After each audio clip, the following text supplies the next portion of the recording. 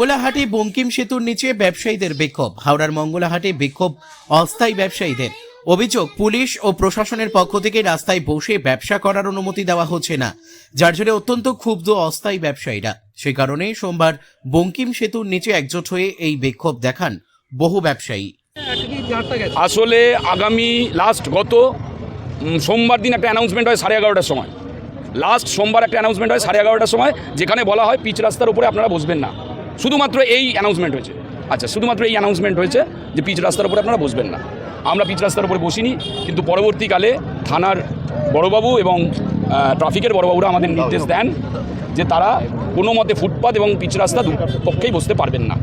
আমরা এটা শুনি এবং সেটা ব্যবসায়ীদের আমরা কনভে করি, এবং আমরা যারা ব্যবসায়ী যারা ফুটপাতে বসি তারা আমরা বিভিন্ন সময় বিভিন্ন লোকের সঙ্গে আলোচনা করি। তার মারফত আমরা জানতে পারি কোনো মতেই বসার অনুমতি দেওয়া হচ্ছে না। এখন আমরা আজকে ব্যবসায়ীরা মিলে সই সংগ্রহ করছি।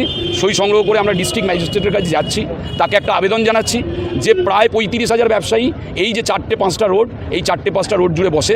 এই 35,000 ব্যবসায়ীর সঙ্গে তার দোকানের যারা রয়েছে, কর্মচারী রয়েছে, তার সাপ্লায়ার রয়েছে, মুটিয়া মজদুর রয়েছে, প্রায় লক্ষাধিক পরিবার। সরকারের এই সিদ্ধান্তে লক্ষাধিক পরিবার কর্মহীন হতে চলেছে।